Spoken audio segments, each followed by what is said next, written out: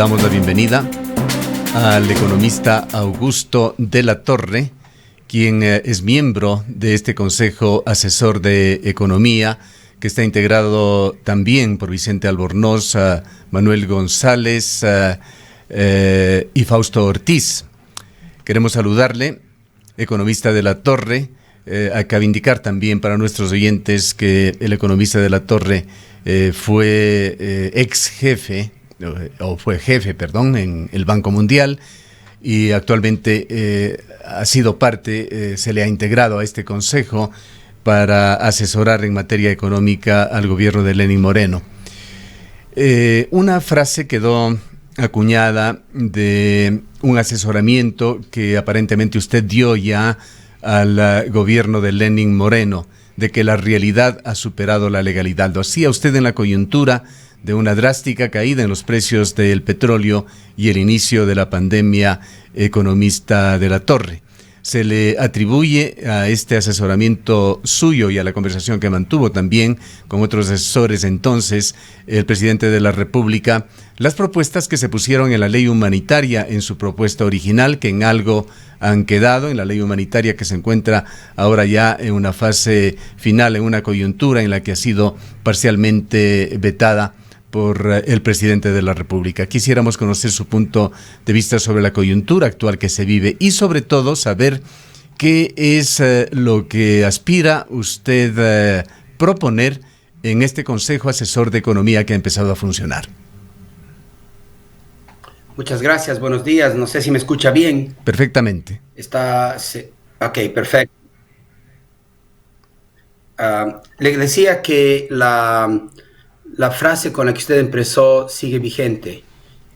Cuando las sociedades en el mundo escriben contratos de cualquier tipo, contratos de arrendamiento, contratos de deuda, contratos laborales, contratos de deuda externa, contratos de trabajo público o privado, siempre esos contratos se escriben para un rango amplio de circunstancias, pero no para la totalidad de las circunstancias.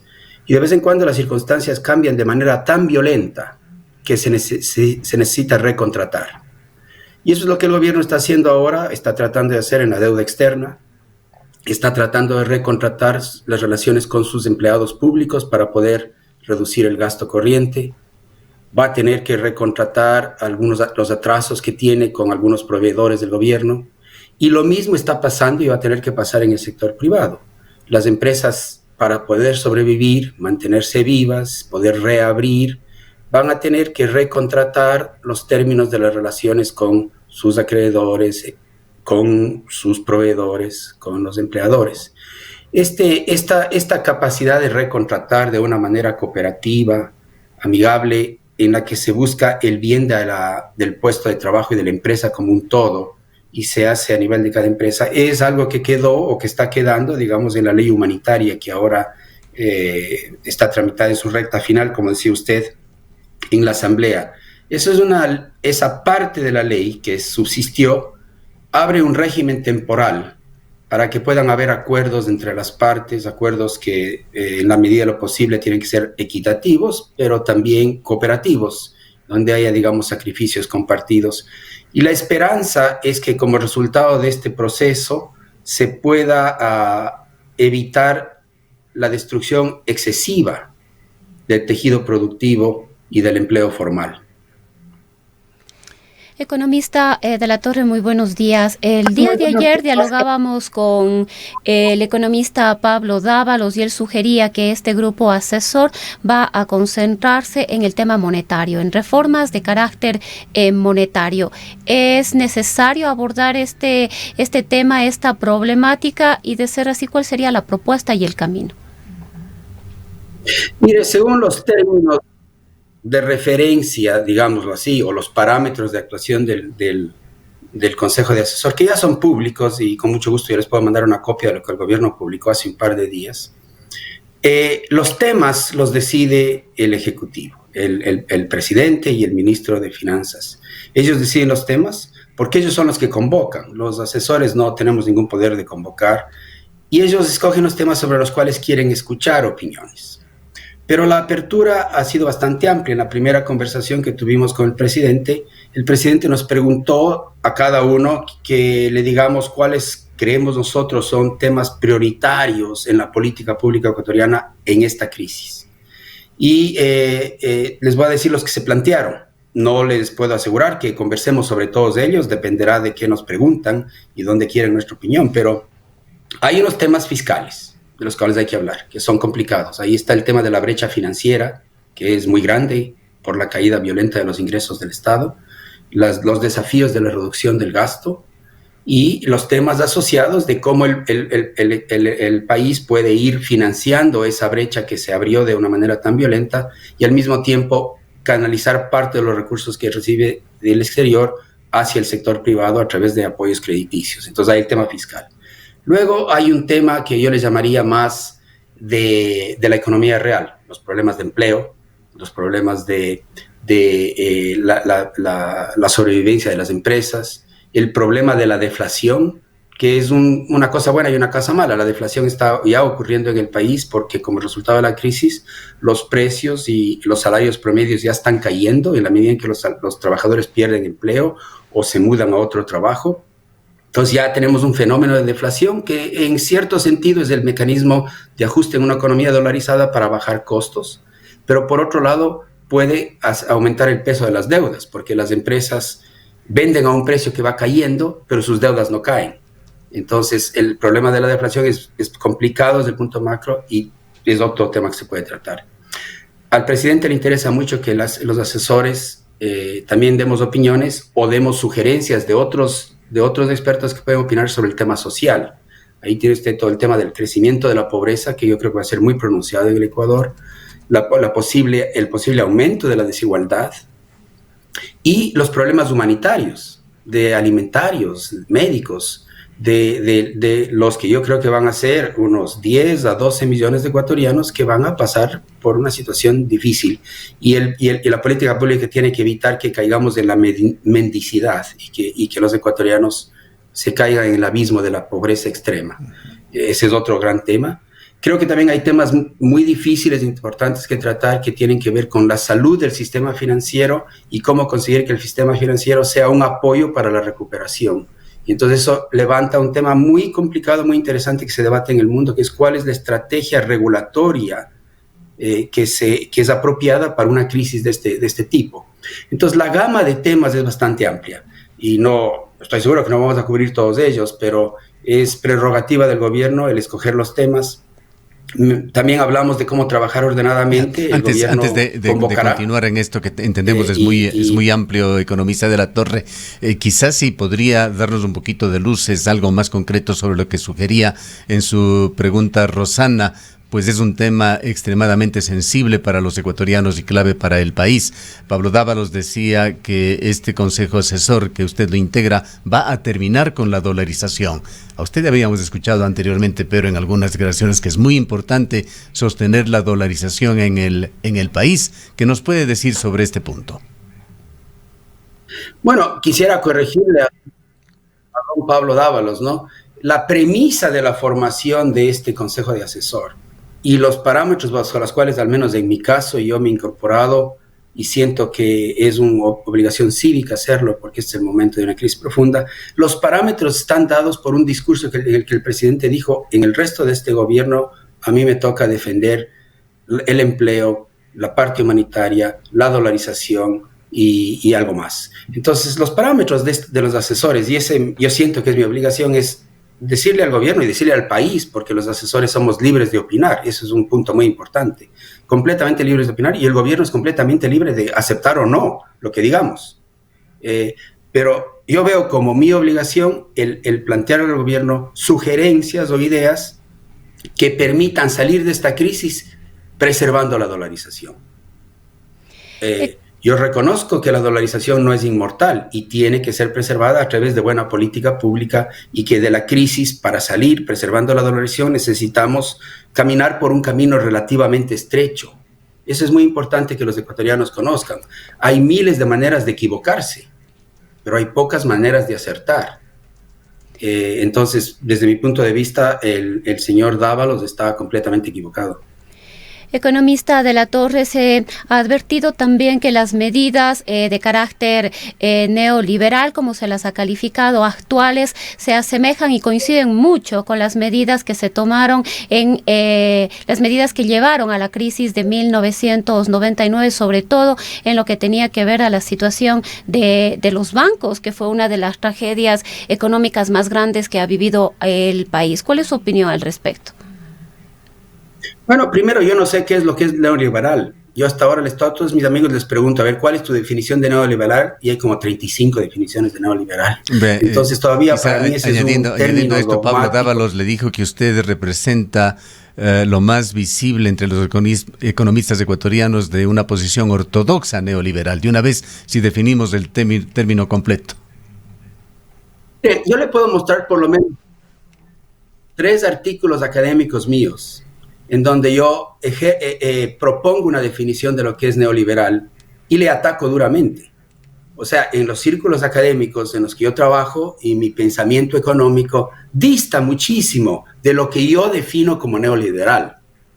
O sea, el neoliberalismo para mí es una visión ideológica más que económica que apunta a un Estado minimalista que se despreocupa o no se preocupa de temas sociales y distributivos, y que cree que el funcionamiento de los mercados es siempre perfecto y que el gobierno no tiene que meterse con los mercados. Yo discrepo con las 3 tesis. No creo que necesitamos un Estado minimalista, necesitamos un contrato social que nos dé un Estado que atienda los problemas que la gente quiere atender, y en nuestro país los problemas sociales son prioritarios. Segundo, no creo que el mercado tiene ninguna magia, y creo que los mercados, como en esta crisis se ve claramente, los mercados no pueden ayudarse a sí mismos, y la política pública es absolutamente necesaria.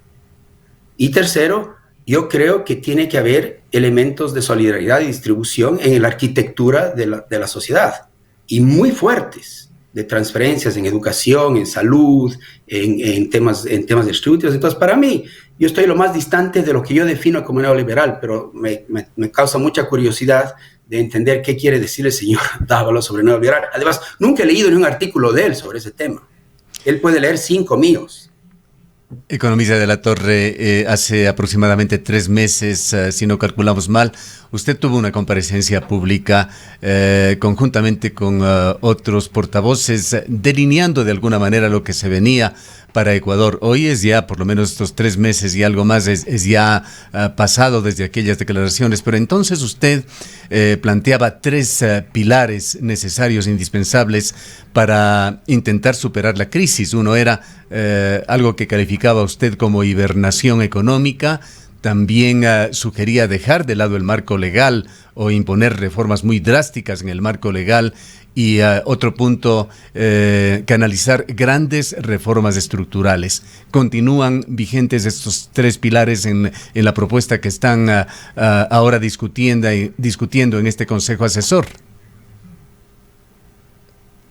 Ya saliendo de la hibernación, porque la economía empieza a reabrirse a través del sistema de semáforos, que entonces hay un tema interesantísimo y complicado de la interrelación y la interacción entre lo médico y lo económico, porque de una manera, desde el punto de vista económico, necesitamos reabrir la economía con los protocolos de higiene apropiados. Entonces necesita haber una conversación más estrecha entre la parte médica y la parte económica. En un país como el Ecuador, con tan pocos recursos y con tantos problemas de pobreza y de informalidad, la reapertura de la economía se hace aún más prioritaria. Entonces estamos saliendo ya de la hibernación y estamos entrando a lo que en ese entonces yo llamé una etapa de reseteo o de rebooting de la economía para que la economía empiece otra vez a andar. Esta es la etapa técnicamente más difícil. Y luego de esta etapa vendrá, digamos, una etapa de grandes reformas estructurales que el país va a necesitar si quiere seguir creciendo y prosperando en el futuro. Durante esta etapa del reseteo, creo que esta ley humanitaria, el segundo componente de la ley humanitaria, es uno de los componentes fundamentales junto con 2 más. El uno es el proceso de reducción del gasto fiscal, que es dificilísimo políticamente pero necesario, y el segundo es un gran programa de apoyos crediticios que el Estado tiene que organizar con fondos del exterior. Entonces, durante el reseteo, lo que creo que debemos tener es una especie de régimen temporal Por eso es que la ley humanitaria marca un régimen temporal para facilitar el acuerdo entre las partes que permitan resetearles a las empresas y resetear los empleos, lo que más se pueda salvar de empleos, de una manera que sea cooperativa. Entonces estamos justo en esa etapa que creo yo que es técnicamente la más difícil, y en donde es una etapa de tal emergencia, con tan pocos rangos de maniobra, que los términos liberales o neoliberales se vuelven sin significado, porque es una cuestión de cómo sobrevivimos, no de si es neoliberal o no. Entonces, cuando uno habla de cómo sobrevivir, no hay debate. Uno necesita comer. ¿Quién debate? Puede estar en la izquierda, en la derecha, pero hay que comer. Uno necesita salvar empleo formal. ¿Cómo lo hacemos? Puede estar en la derecha, en la izquierda, son pocas las opciones. ¿Qué tan satisfactoria para usted está la ley humanitaria en el estado de situación actual, cuando ha retornado a la Asamblea con el veto presidencial? A mí me parece que lo concerniente al acuerdo entre las partes está saliendo bastante bien.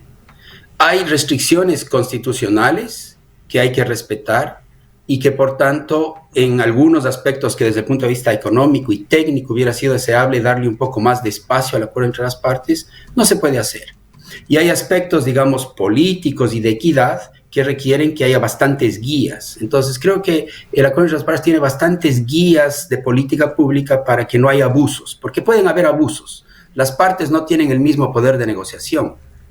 Entonces, hay que asegurarse que hay ciertas guías, ciertos cánones en la ley, esta ley temporal, para que no haya abusos. Pero me parece que esa parte, afortunadamente, salió bastante bien, y espero que la Asamblea lo apruebe pronto, porque las empresas y los trabajadores lo necesitan de manera urgente. La parte que lamentablemente cayó, y a mí me da mucha pena que el Ecuador no haya llegado a un consenso sobre eso, fue la parte humanitaria.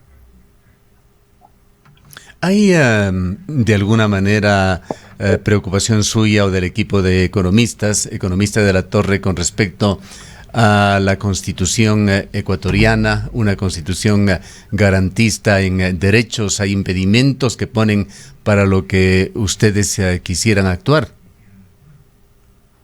Mira, es cierto que en el Ecuador, reflejando las grandes fracturas sociales que tenemos y la polarización política, tenemos la tendencia a poner en la Constitución aspiraciones.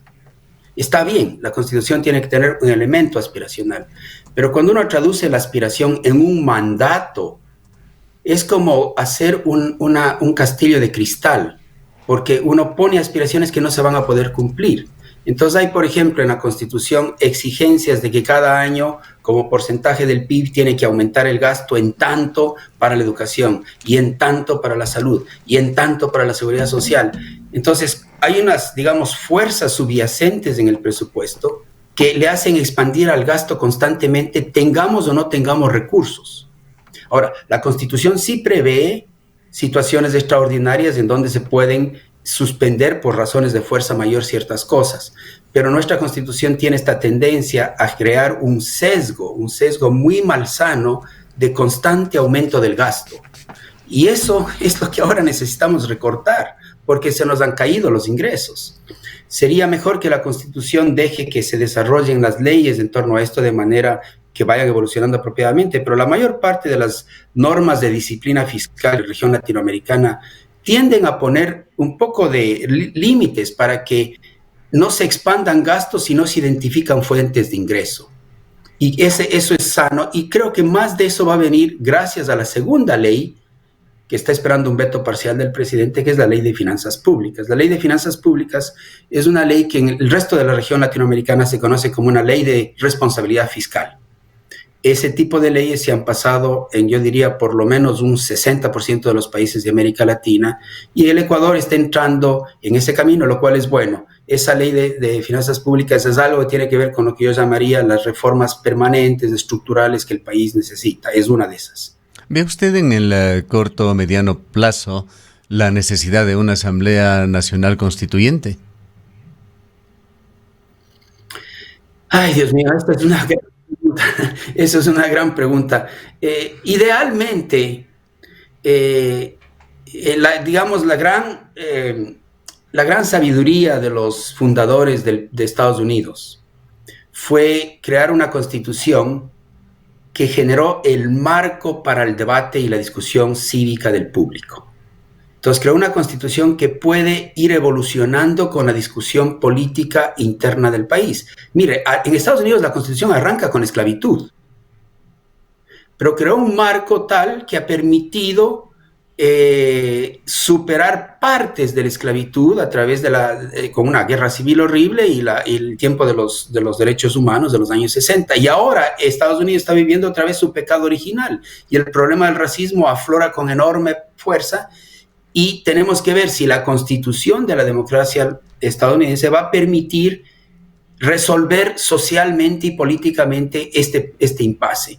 Entonces, una sola constitución con más de 20 enmiendas le ha servido a este país por 200 años. Nosotros cambiamos de constitución cada 10 años y eso es parte de nuestros problemas, ¿no?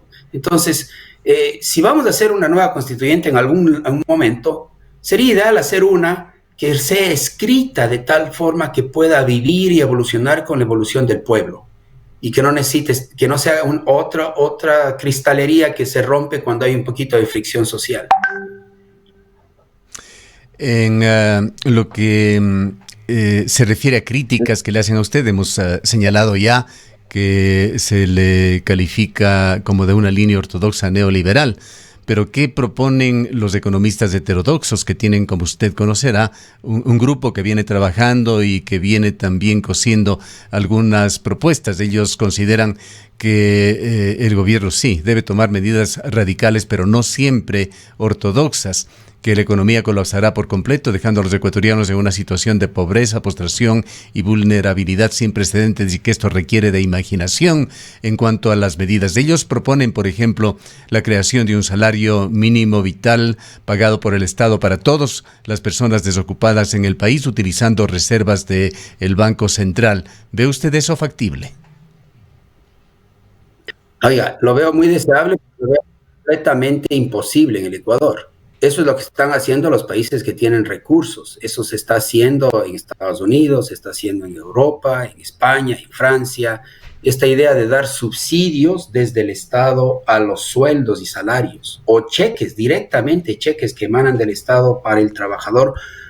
En Europa es, mira, yo le doy el cheque al empleado o te subsidio los salarios si es que tú le mantienes empleado. Ese es el contrato social europeo. En Estados Unidos es, mira, tú le puedes desemplear, pero yo le voy a dar un cheque al desempleado a través del seguro de desempleo. Entonces, los países que tienen recursos hacen bien en usar esos para sostener los ingresos laborales. Me parece que una de las mejores políticas en países que tienen recursos es usar recursos públicos para sostener y subsidiar los sueldos de los trabajadores. Lamentablemente en el Ecuador no tenemos los recursos. Entonces, cuando yo escucho estas propuestas que usted menciona, de los grupos que usted menciona, lo que me parece es que ellos quisieran poder imprimir dinero. Entonces, en este tipo de protestas, como no explican de dónde van a salir los dólares, uno tiene la impresión de que detrás de esa propuesta está una intención de salirse de la moneda para poder imprimir una nueva. No lo dicen no lo dicen explícitamente de esta manera, pero está implícito, porque si van a hacer una propuesta de que el gobierno tiene que dar recursos de este tipo, tienen que medirla y decir estos son 7 puntos del PIB, 6 puntos del PIB, 5 puntos del PIB, y los dólares van a salir de aquí. Entonces les falta llenar esa parte importante de la propuesta, es de dónde van a salir los dólares con los cuales hacer esta idea. No es mala idea, pero no es factible. Vivimos en un país en donde tenemos que darnos cuenta qué es lo deseable y qué es lo factible. Porque proponer castillos en el aire suena bien, pero no nos lleva a ningún lado. ¿Qué papel, economista de la Torre, está jugando ya y va a jugar en el futuro el petróleo ecuatoriano? Todos sabemos la historia reciente del petróleo, de la caída de sus precios internacionales, de la subida lenta que está teniendo, pero en medio de esto el gobierno tomó medidas de una flotación del precio de los combustibles. Están frescos los gravísimos problemas que se generaron en el mes de octubre por la protesta social, por este tema, hoy reprimida de hecho en parte también por la pandemia y porque esta flotación se ha dado cuando el petróleo está bajo. Pero ¿qué incidencia, qué gravitante va a ser este tema de el petróleo y la flotación del precio de los combustibles en el futuro inmediato de la economía ecuatoriana? Sí, mira, ahí mi opinión es bastante conocida y la he repetido yo ante la opinión pública, pero también al gobierno. Para mí lo clave es sustituir el subsidio que ahora está en el precio del combustible por un subsidio directo. Creo que, por ejemplo, el transporte público de personas, que es el que más usa la población pobre del país, sea el urbano o el interurbano, podría recibir un subsidio directo, sea directo al transporte público o sea directo a los usuarios del transporte público. Y ese subsidio hay que organizarlo bien, hay que enfocarlo bien, hay que armarlo bien, tenemos que tener una tecnología bien armada para canalizar un subsidio directo al transporte público de personas, urbano o interurbano. Una vez que uno hace eso, entonces tiene la posibilidad de ir a un mercado de combustibles que sea racional.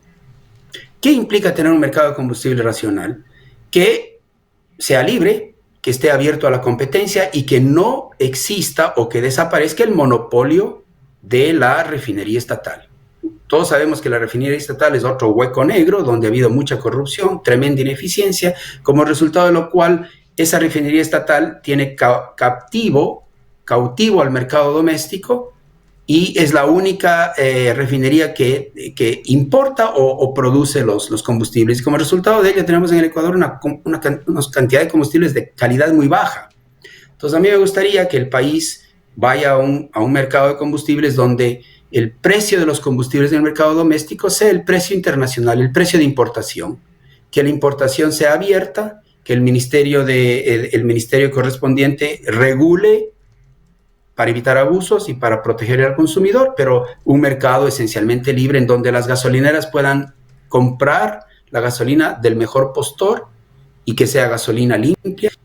Y en el mediano plazo nos va a tocar pensar, como a todo el mundo le va a tocar pensar, poner un impuesto ambiental para ir reduciendo el uso de los combustibles fósiles que le hacen tanto daño al planeta a través del calentamiento global. Pero eso será una etapa de mediano plazo. Pero nunca llegaremos allá mientras no racionalicemos. ¿Y la focalización economista de la Torre? Ahí el riesgo de que los precios del petróleo eventualmente puedan llegar a aquellos valores previos al año 2015.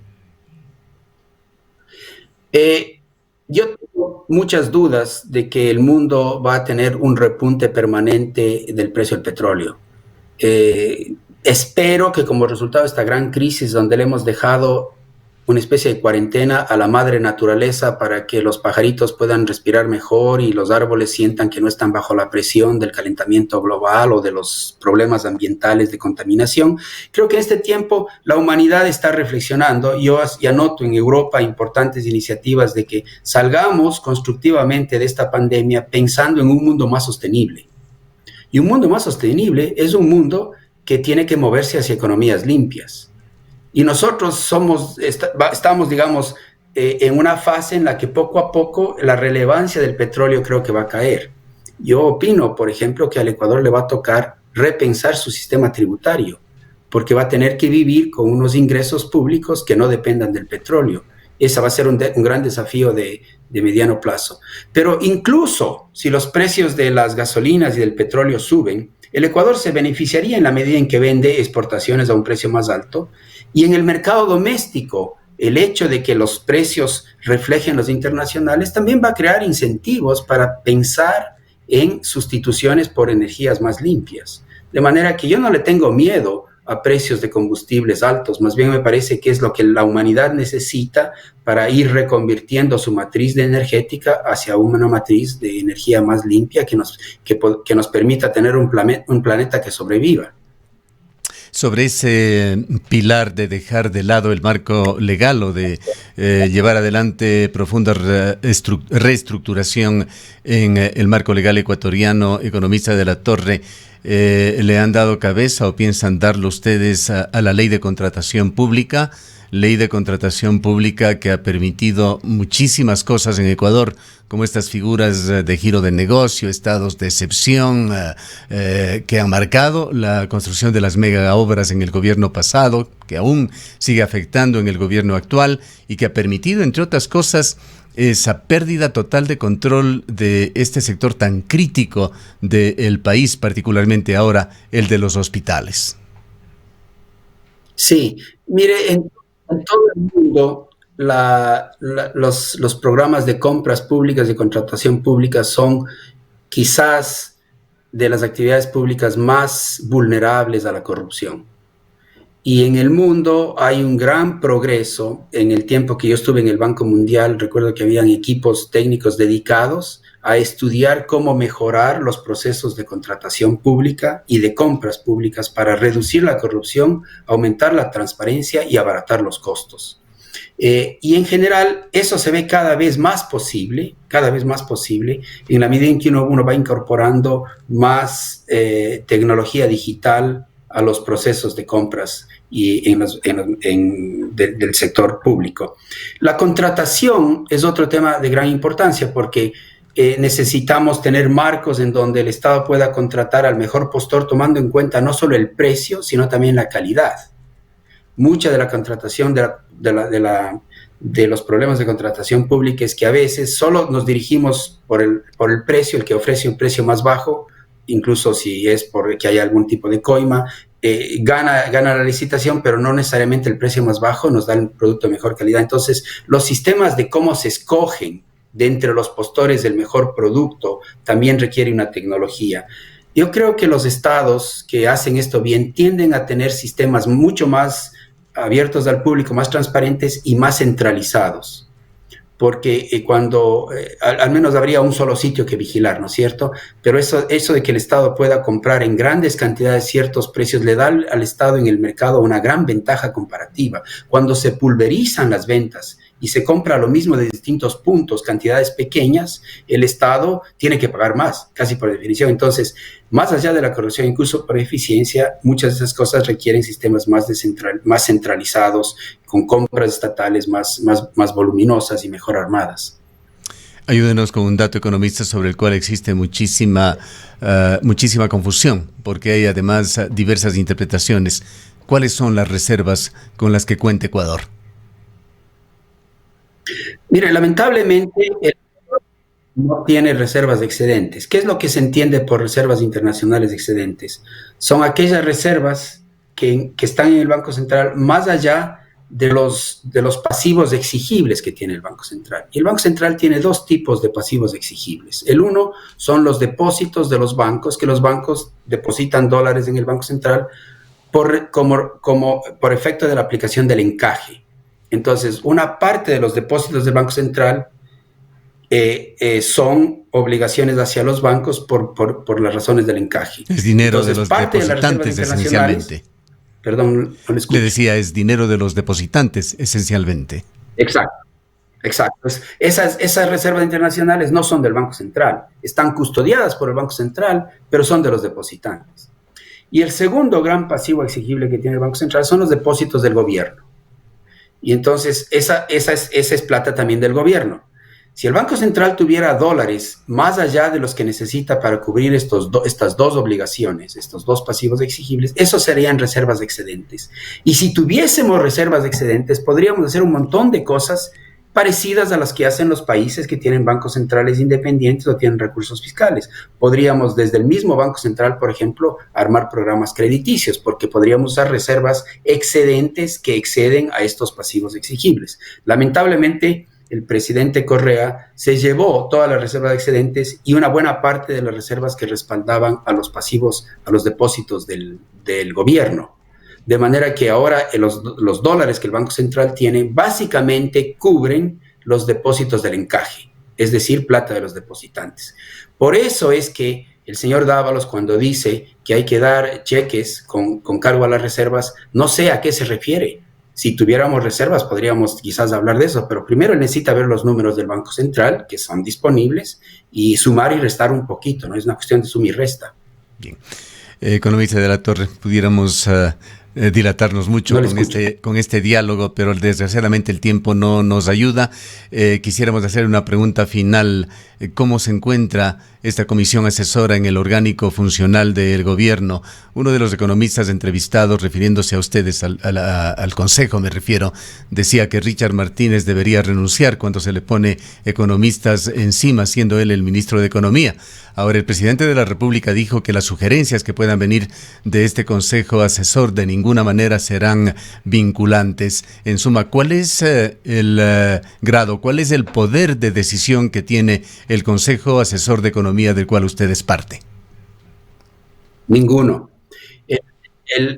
Los términos de referencia que se publicaron, y usted los puede leer y yo con mucho gusto se los puedo enviar, lo que dicen es, como usted bien decía, que las opiniones de los asesores no son vinculantes, los asesores no son responsables de la política económica porque eso reside en el gobierno, y los asesores no tenemos, es un cargo completamente ad honorem, de buena voluntad. No hay remuneración de ningún tipo, no hay estructura burocrática de ningún tipo, no hay secretaría técnica, no hay personal.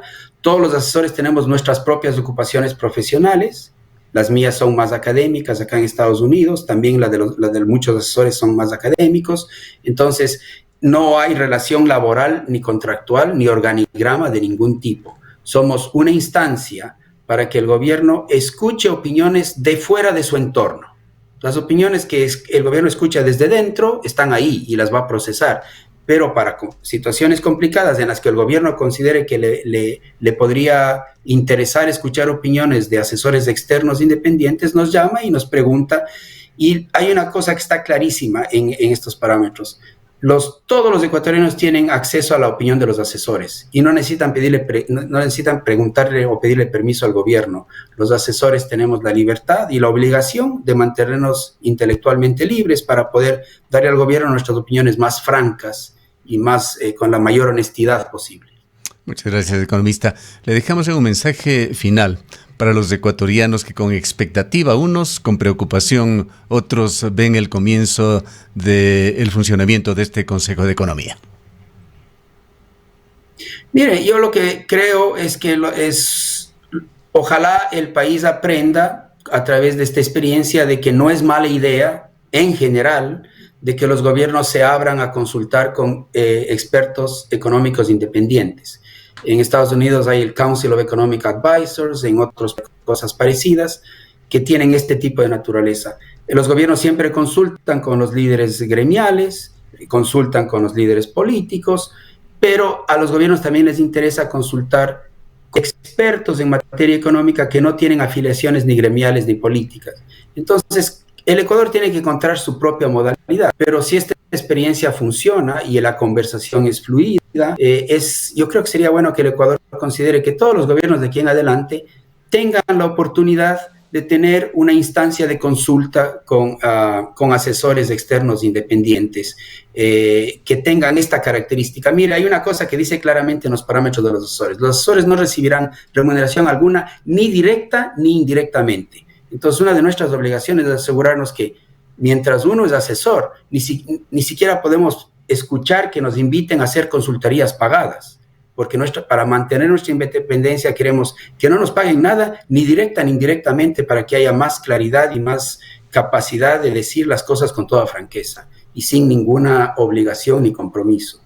Bien, le agradecemos mucho por habernos atendido.